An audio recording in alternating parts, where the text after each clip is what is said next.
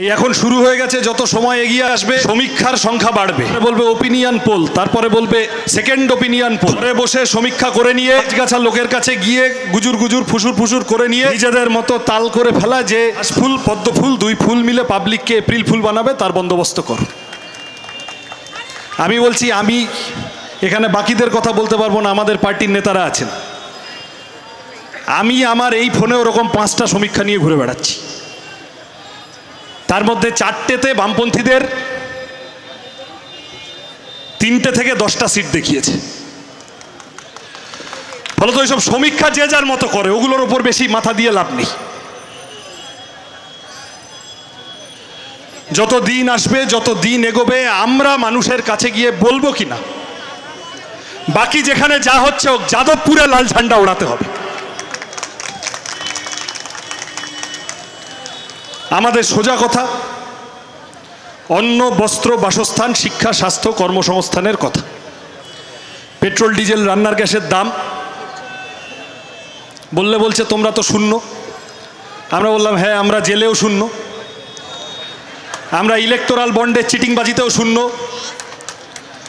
আমাদের নেতাগুলো এত বছর এমপি এমএলএ মন্ত্রী শান্ত্রী হয়েছিল, পাঞ্জাবিতে কালো দাগের প্রশ্নেও সবাই শূন্য।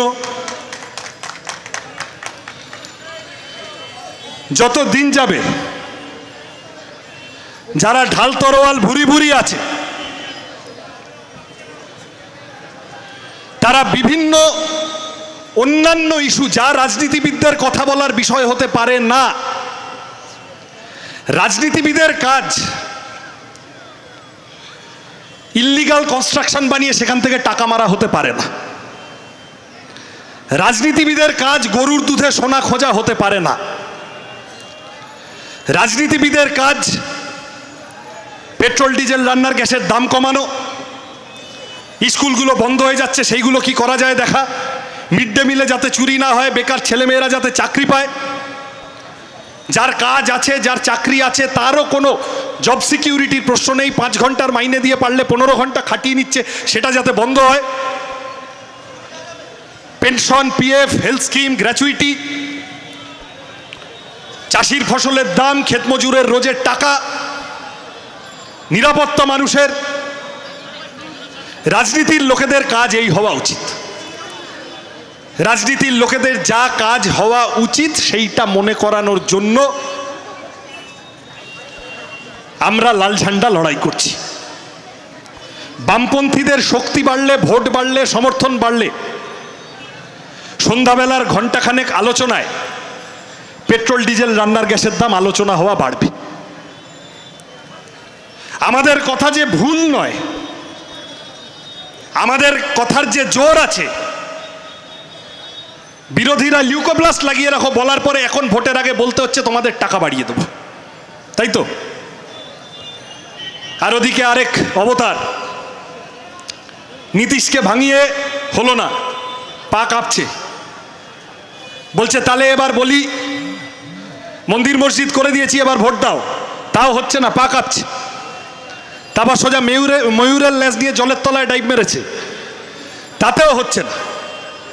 এখন ভোটে জেতার জন্য লাস্টে যে কথাটা আমরা বলি, 800 টাকা বাড়িয়ে 100 টাকা গ্যাসের দাম কমাতে হয়েছে, পেট্রোল ডিজেলের দাম 1 টাকা 2 টাকা কমাতে হয়েছে। এবং লিখে নিন, আবার যদি বিজেপি আসে, যেদিন শপথ নেবে তার পরের দিন গ্যাসের দাম আরও 300 টাকা বাড়িয়ে দেবে, তার চান্স কম আছে, অসুবিধে আছে। ফলত এই তোলাবাজ দাঙ্গাবাজদের বিরুদ্ধে আমাদের লড়াই। আমরা মানুষের সমর্থন চাইছি। আমাদের পার্টির কর্মী সমর্থক যারা আছেন তো আছেন, বামফ্রন্টের ভিতরে বিভিন্ন বামপন্থী দল আছেন, বামফ্রন্টের বাইরে বিভিন্ন বামপন্থী দল আছেন, কংগ্রেস আছে, আইএসএফ আছে,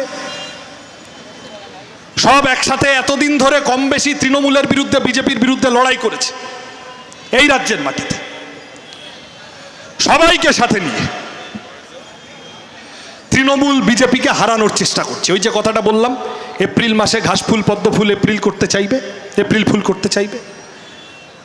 হাতে কাস্তে নিয়ে চলুন, হাতে কাস্তে নিলে ওই ঘাস এমনি এমনি কেটে দেওয়া যাবে, গরু এমনি এমনি বাংলা থেকে চলে যাবে, কোনো অসুবিধা হবে না। কিন্তু আমাদের এই কাজ করতে হবে। ভয় দেখাবে,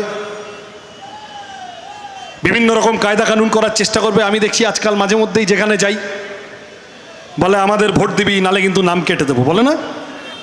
গরিব মানুষের কাছে গিয়ে সেই মানুষের কাছে যান, অভয় দিন, পাশে দাঁড়ান। এমনিতে ওর বাপের ক্ষমতা নেই, 2 বছর পর বিধানসভা ভোট, ওর নিজের জ্বালাতেই ও নাম কাটবে না।